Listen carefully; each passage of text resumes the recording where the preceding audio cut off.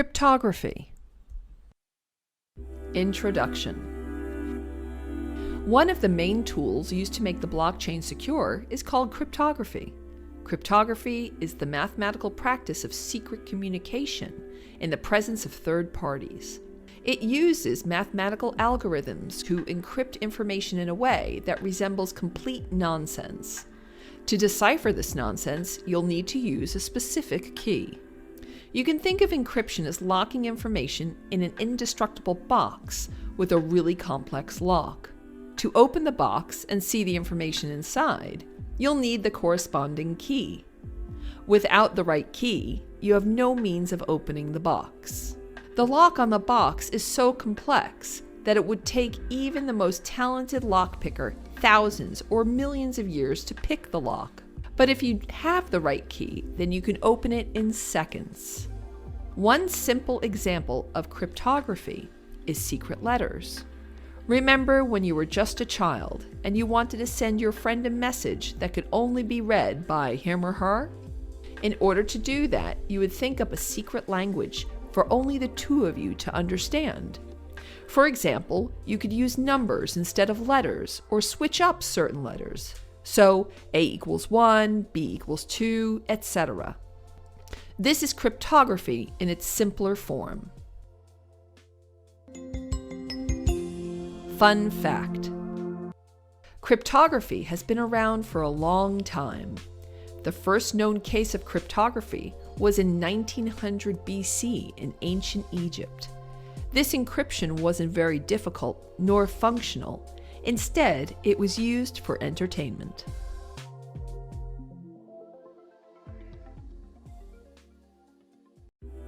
Uses. Cryptographic practices are used almost everywhere, from sending sensitive information between you and your friend to planning military tactics. For example, Julius Caesar used encrypted messages to send messages to his generals. His encryption of choice is now known as the Caesar cipher.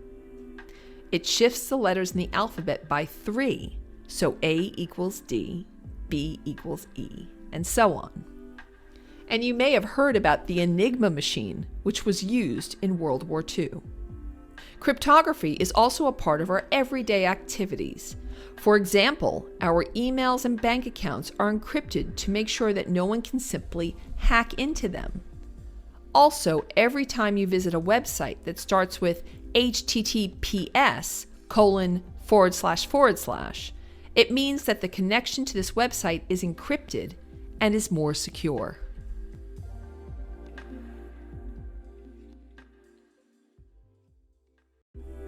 How it works. So, cryptography is everywhere, and it is as common as checking your email. But how does it work?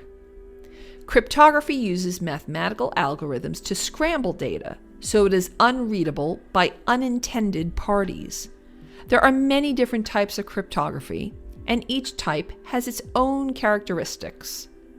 The main differences are in how the encryptions are done, the speed of encryption, and their security, but all of them have the same purpose: to secure and hide data.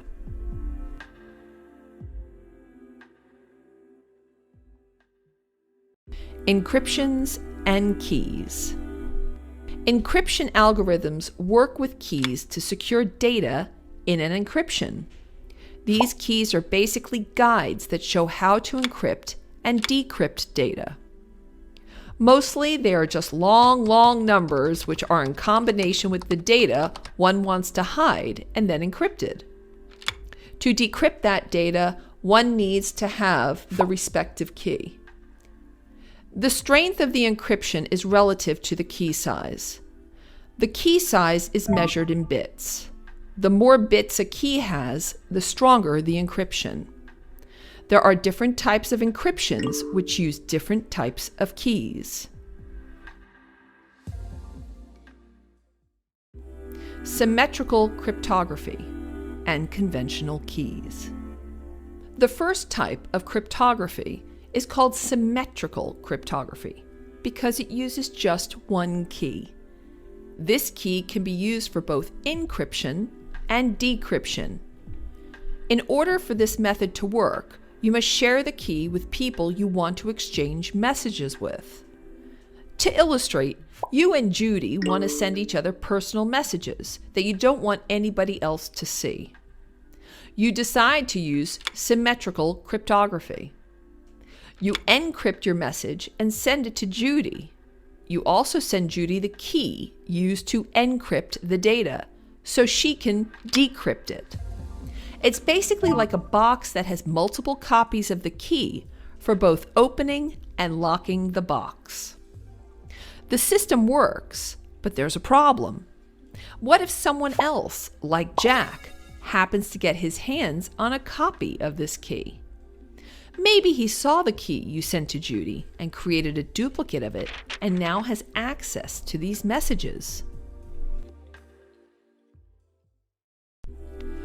Asymmetrical cryptography, public and private keys.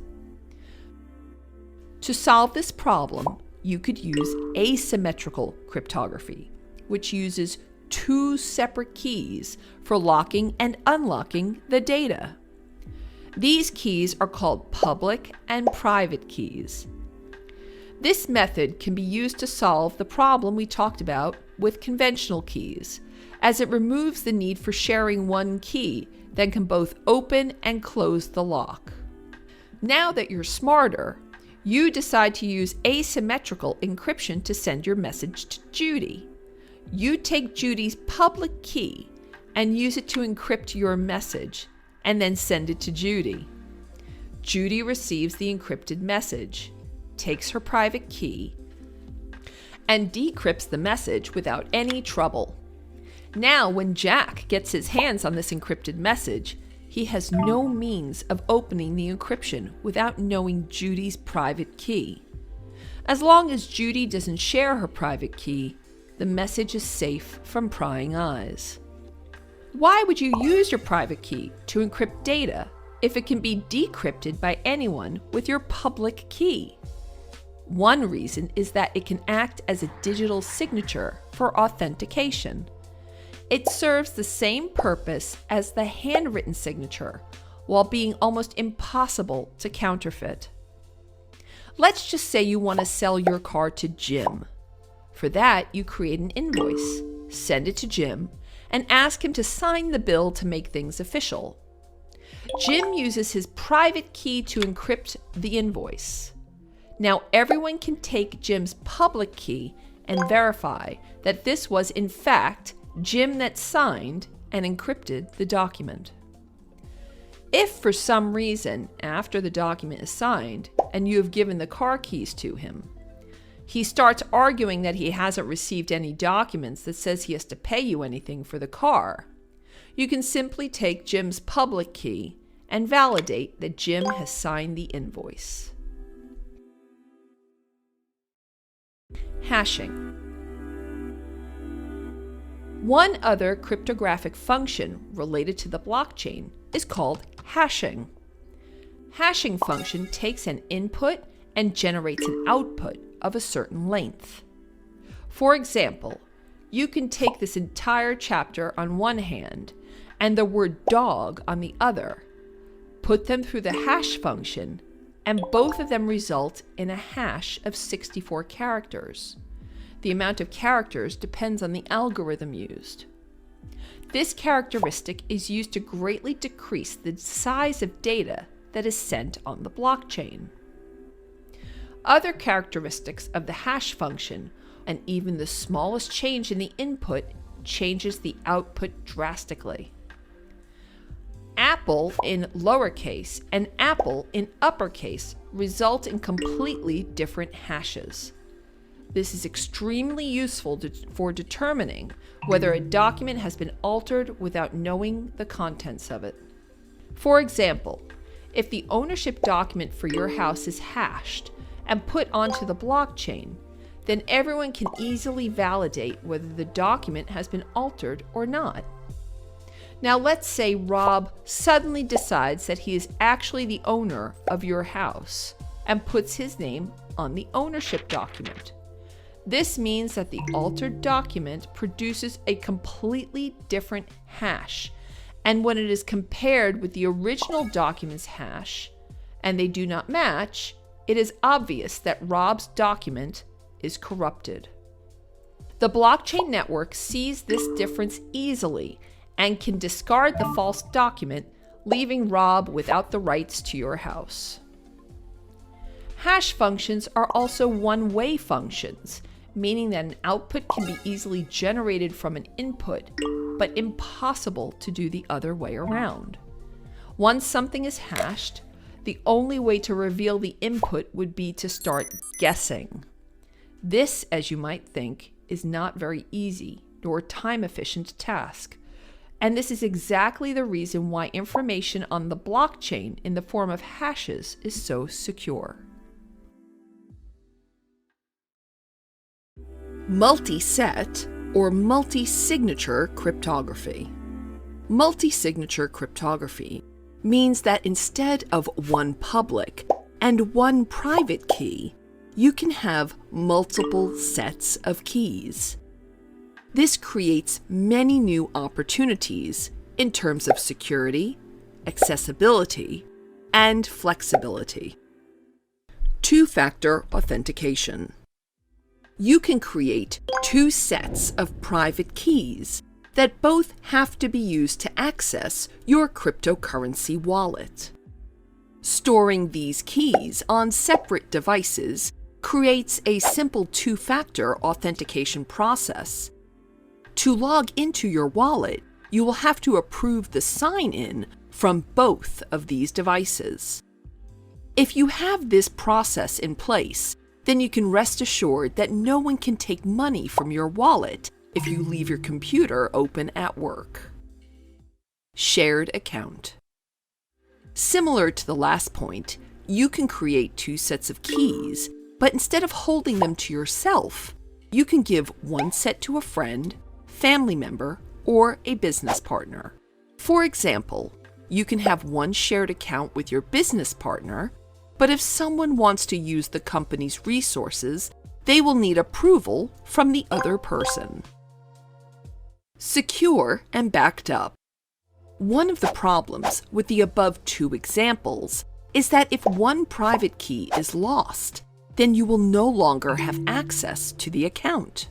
To solve this, you could create 3 sets of keys, but the account only requires 2 out of these 3 to access. You can store one set on your laptop, one on your phone, and one on a piece of paper or memory stick inside a safe. You will have all of the benefits of two-factor authentication, but if you lose one of these keys, for example from your phone, then you can still access your account with the 2 remaining keys, for example, your laptop and your safe. Escrow. One of the most popular uses for using multisig is for escrow accounts. You can create 3 keys for an account, from which 2 are required to access it. When purchasing a product, you can give one of these keys to the merchant, the second one to a trusted third party, for instance, an escrow agent or an attorney, and you'll keep the third one. When making a purchase, you'll send your money to the escrow account, from where it is released to the merchant once the product arrives. Both you and the merchant use your keys and release the funds. If there's a problem and the package doesn't arrive, then you won't use your key to release the funds, and neither does the third party until the situation is resolved. Hybrid cryptography. Different kinds of cryptographic functions can also be used together to produce certain results. For example, as previously explained, you can hash the ownership document of your house, and before storing it on the blockchain, you can encrypt it with your private key, authenticating that this is the hash of the correct document. Everyone can verify that you have signed the document, and also, when Rob comes along and decides to mess with the original document, the corrupted document can easily be identified and discarded. And because of hashing, it can all be done without revealing the details presented in the document. It is also possible to use both symmetrical and asymmetrical cryptography to secure a document. Asymmetrical cryptography offers far better security and flexibility than symmetrical cryptography, but it also takes a lot more time to encrypt something. Symmetrical encryption, on the other hand, is fast, but not as secure. For example, when sending a delicate and lengthy message, you can seal the message symmetrically with the conventional key. This saves you quite a bit of time, as it is much faster than asymmetric cryptography. Now, to create an extra layer of security around it, you take the conventional key and you encrypt it with the recipient's public key, which is asymmetrical cryptography. Because the conventional key is a lot shorter than your entire message, it will not take so much time to encrypt as it would encrypting the whole message.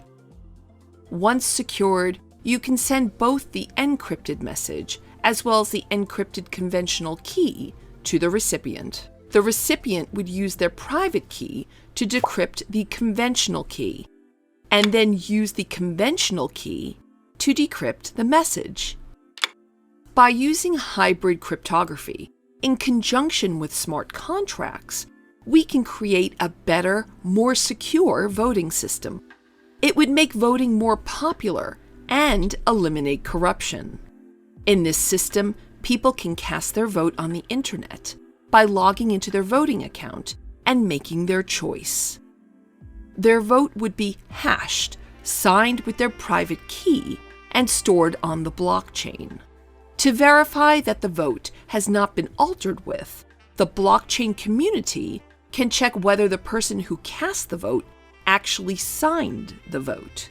This would happen by using this person's public key to decrypt the vote.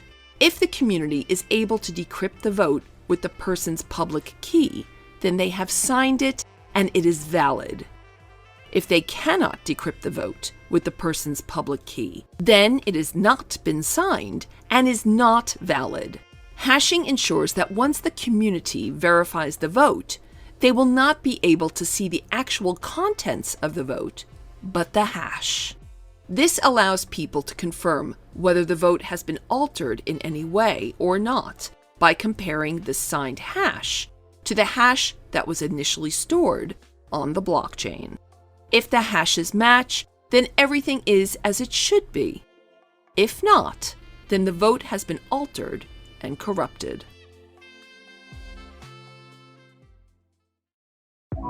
Conclusion. The use of cryptography with blockchain technology results in unbelievable security. And since all of these cryptographic practices can be combined, they can be made to fit almost every situation.